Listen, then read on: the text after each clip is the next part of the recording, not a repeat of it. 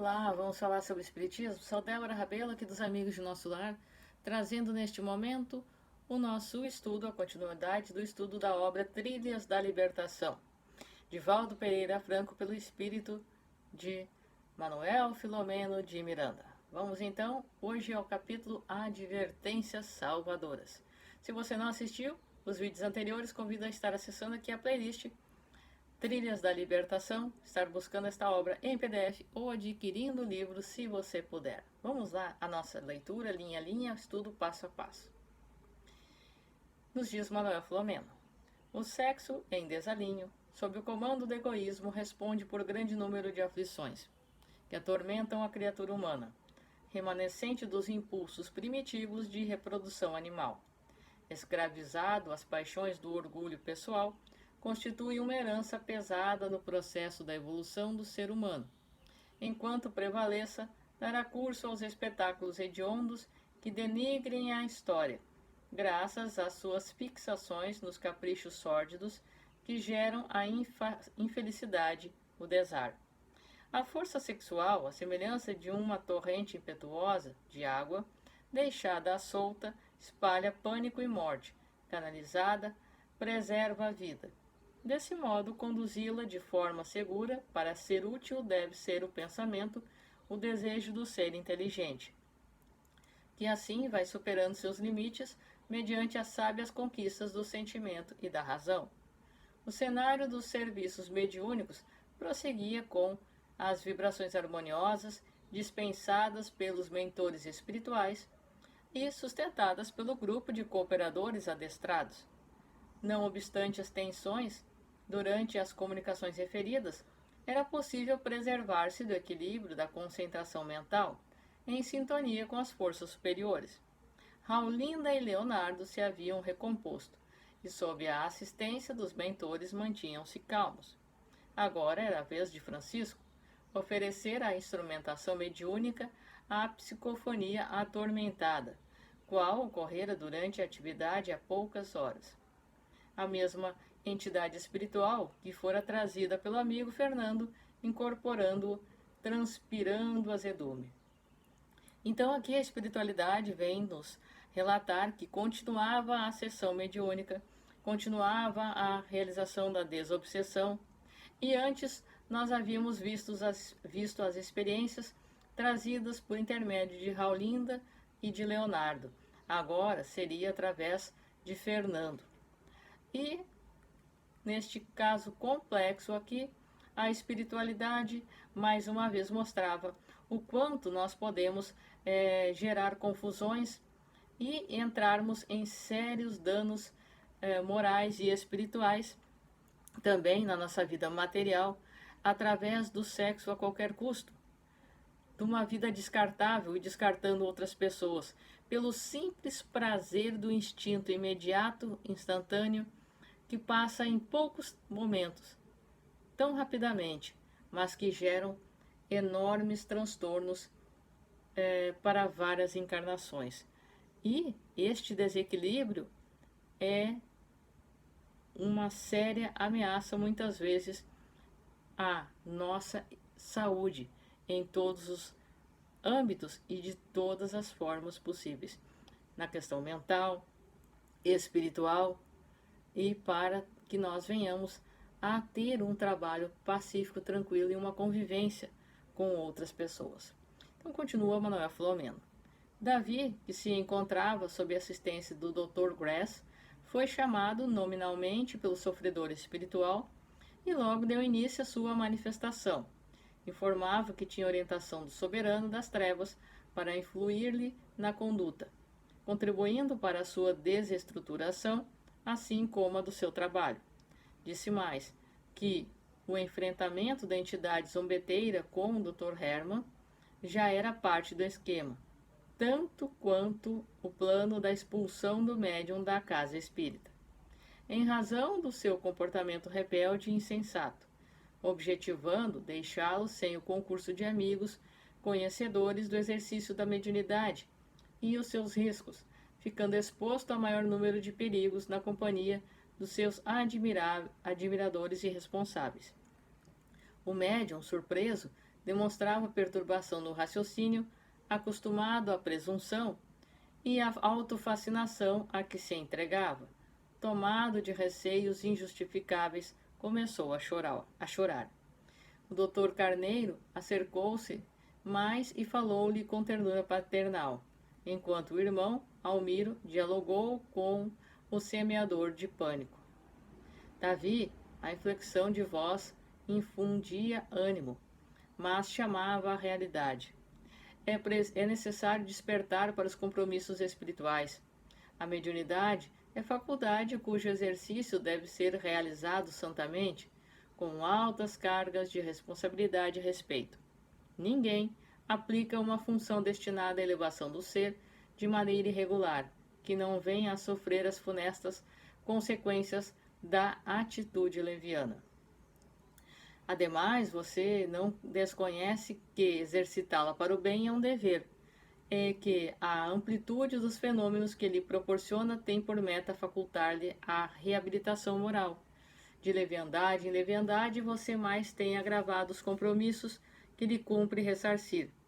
A oportunidade de edificação passa rapidamente e é necessário aproveitá-la. Calou-se por um pouco, dando ensejo ao companheiro para assimilar-lhe o conteúdo, logo prosseguindo.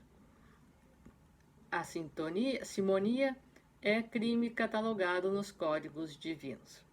Portanto, é explicado a Davi que aquele que mais recebe, mais será cobrado. Ter uma faculdade aflorada, como nós dizemos no popular, aquele que tem uma faculdade amplamente com vários tipos de mediunidade, uma faculdade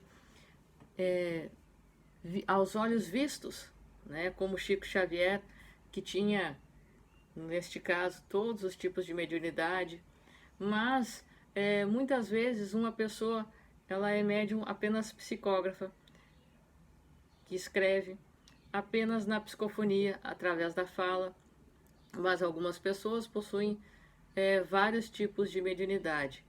E desta forma, quanto mais recebem, quanto mais é preparado já na espiritualidade o perispírito para esta faculdade orgânica aqui, aflorar desta forma, mais responsabilidade, também débitos, muitas vezes, no nosso caso, de seres ainda tão imperfeitos. Portanto, a mediunidade deve ser canalizada para o bem, para evitar mais e mais débitos a serem ressarcidos e mais dores após o desencarne. Portanto, busquemos cultivar a sintonia com espíritos que venham a buscar contribuir desta forma. O nosso gosto pelo vício, a nossa busca nestas quedas cada vez maiores, nos fazem sintonizar exatamente com regiões de dor e sofrimento de quem também gosta e sintoniza, e criando uma verdadeira união na dor. E que dirá com aqueles que vêm resgatar, buscar a sua vingança, os seus direitos sobre nós, quando uma vez nós os prejudicamos, certo? Então continua aqui a explicação de Manuel Filomeno. A vida é muito valiosa em todas as expressões da natureza, particularmente a humana, que você tem cuidado de forma irresponsável.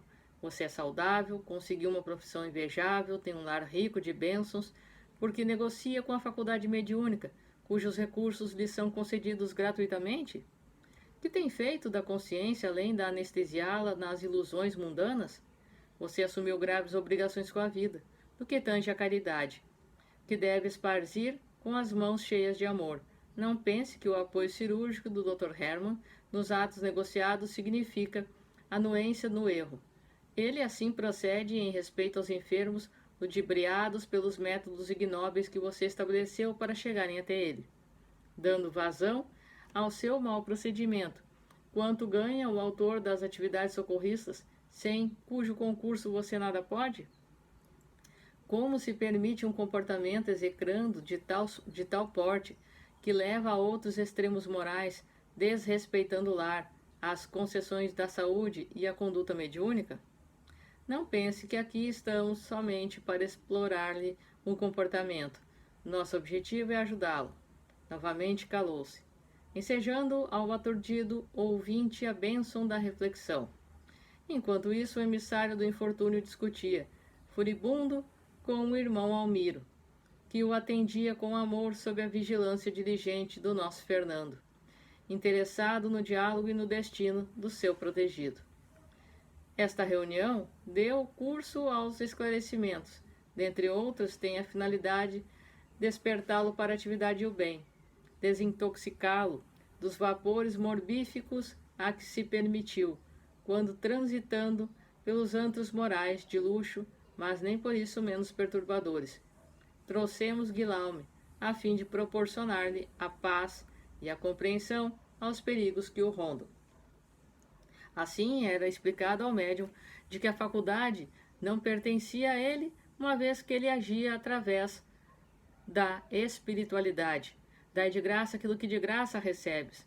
A nossa faculdade mediúnica não nos pertence, é um empréstimo para que nós venhamos aqui a utilizá-la ao bem, assim resgatando débitos anteriores. E ele agia através e com o auxílio de outro espírito, cobrava financeiramente, recebia ganhos por algo que não pertencia a ele, enquanto que também o espírito recebia ganhos financeiros de forma alguma. Então ele se valia de algo que não era dele, agindo sob o pretexto do amor, mas causando muito mais dor. Continuemos. Esta sua atual reencarnação é de resgate, de formosas provações e não de licenças morais. Não está previsto para você o mediumato, porquanto, mas sim a estrada redentora que o levará a esse labor elevado, caso se submeta aos imperativos do dever. Hoje são muitos os adversários que você tem granjeado pelo caminho, em ambos os planos da vida. Mentes encarnadas e desencarnadas, maldizendo-no, vibram violentas na sua direção, atingindo os sutis equipamentos da sua mediunidade, que dá os primeiros sinais de falhas, de erros lamentáveis. Não há médiuns irreprocháveis. A Terra é planeta ainda inferior, porque nós que lhe estamos vinculados somos espíritos inferiores. Salvo as exceções compreensíveis. Recomece o trabalho do bem, nas bases ensinadas por Jesus e reconfirmadas por Allan Kardec. Volte à simplicidade. Reparta o excesso que lhe chegou de forma equivocada com os que padecem carência. Ninguém consegue enganar-se a si mesmo por muito tempo.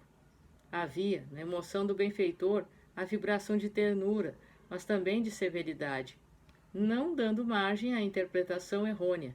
Tratava-se de um apelo último, como a significar que, a partir daquele momento, a sorte estava lançada, facultando a Davi o apoio da espiritualidade, ou o seu prosseguimento com muitos amigos desencarnados que ele preferisse. Não esqueça, concluiu o sábio orientador, que depois das alucinações na França, você desencarnou, vitimado pela negligência moral, reencarnando-se quase de imediato na Romênia. Lá chegou, mais tarde, o Dr. Gress, ajudando em experiências nefastas com cobaias humanas. Na condição de seu enfermeiro, aferrados ambos ao mais cruel materialismo, passada a Primeira Grande Guerra e desencarnando em grande indigência espiritual, um com o outro, comprometeram-se a reparar os crimes, auxiliando vidas, diminuindo-lhes a aflição e amparando os sofredores, o que hoje deveria ocorrer com amplitude, conforme a proposta inicial, quando o despertar da faculdade. O futuro você o escreverá, conforme lhe aprouver. Ele recebia aqui um ultimato, como ali é colocado, da espiritualidade, chamando-o para parar com todas aquelas suas atitudes inconsequentes, de se fazer valer de ganhos materiais por uma mediunidade que não era sua. Então, ele é chamado à razão. A partir daquele momento, a espiritualidade estaria lhe acompanhando? Sim, porém, com um certo espaço, lhe dando um certo espaço.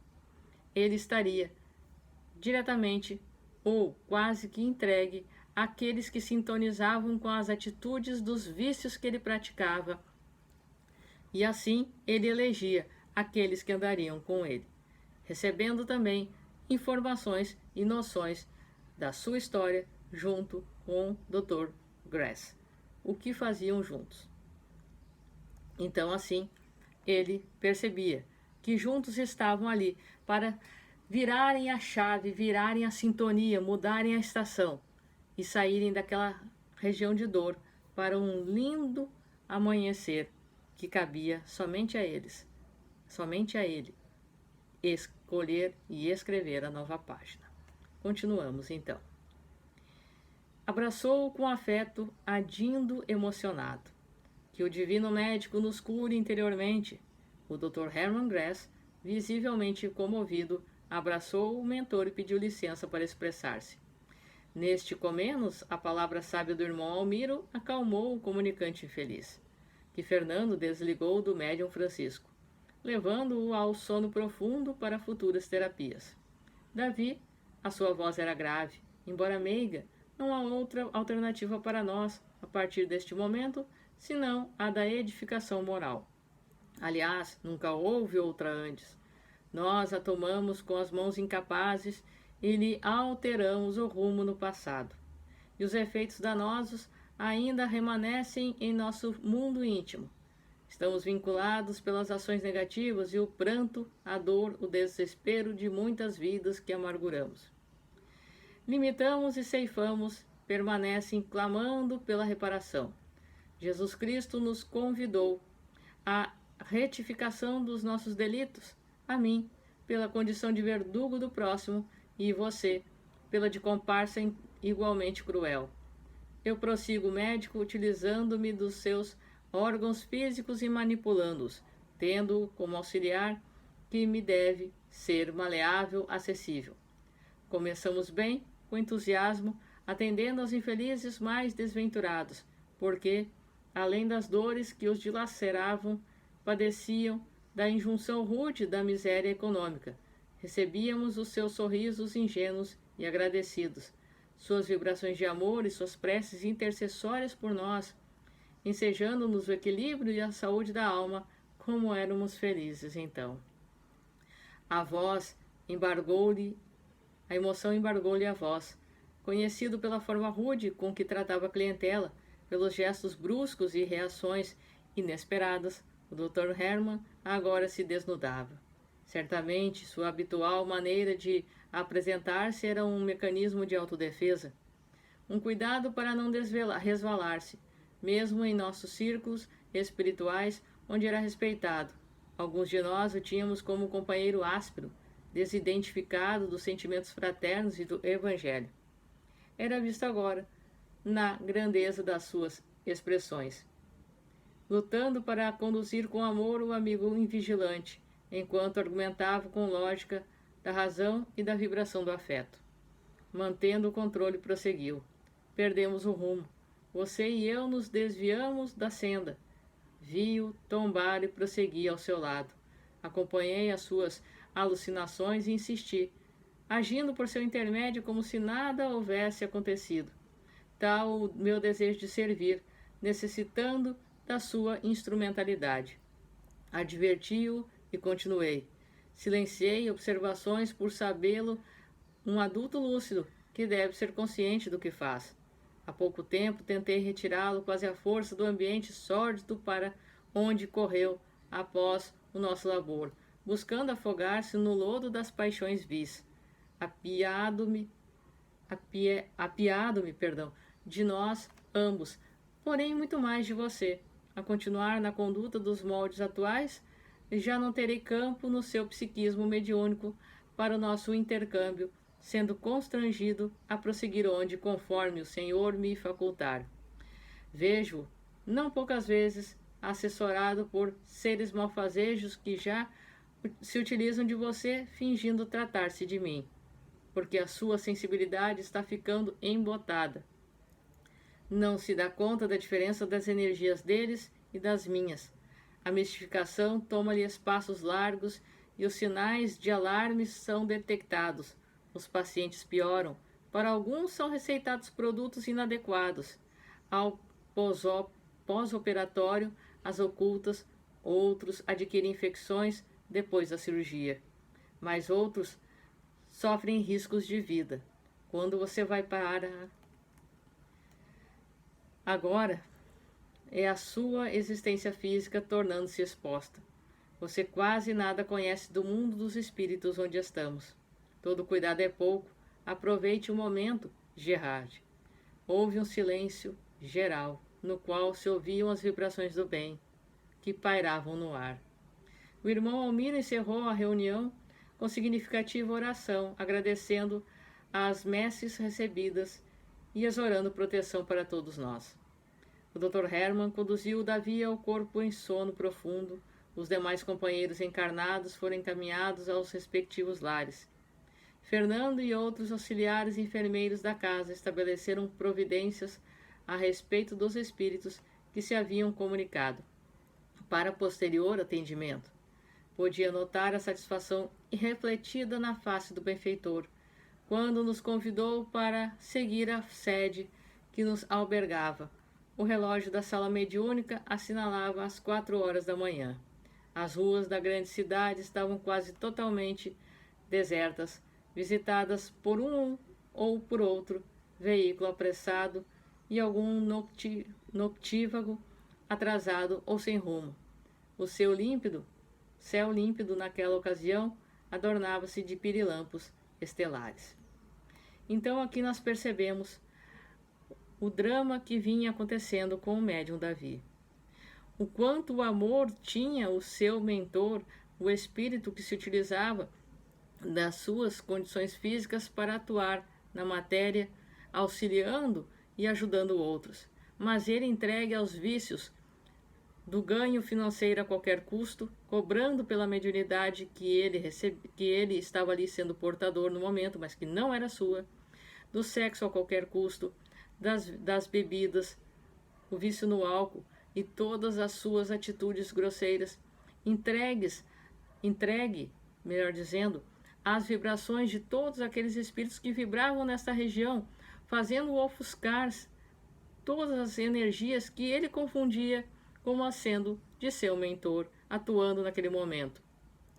Seu mentor, muitas vezes afastado, apenas observando, e os outros espíritos que o fascinavam, e ele também se autofascinava, agiam ali, e ele já não conhecia e não fazia mais diferença da vibração entre aqueles espíritos que desejavam se vingar dele ou desejavam prosseguir no erro junto com ele e de seu mentor. Por isto, ao invés de auxiliar, ele estava começando a prejudicar as pessoas e a cavar um fosso muito grande, onde iria cair, inevitavelmente, para que somente através do escândalo viesse ao seu despertar. Certo? E ele estava sendo chamado, poderia, através do livre-arbítrio, agir e virar esta história. Vamos ver se assim ele conseguirá. No próximo capítulo, nós estaremos estudando diálogos esclarecedores. Eu sou Débora Rabelo. Forte abraço para você. Que os bons espíritos nos guiem. Jesus nos abençoe. E até a próxima.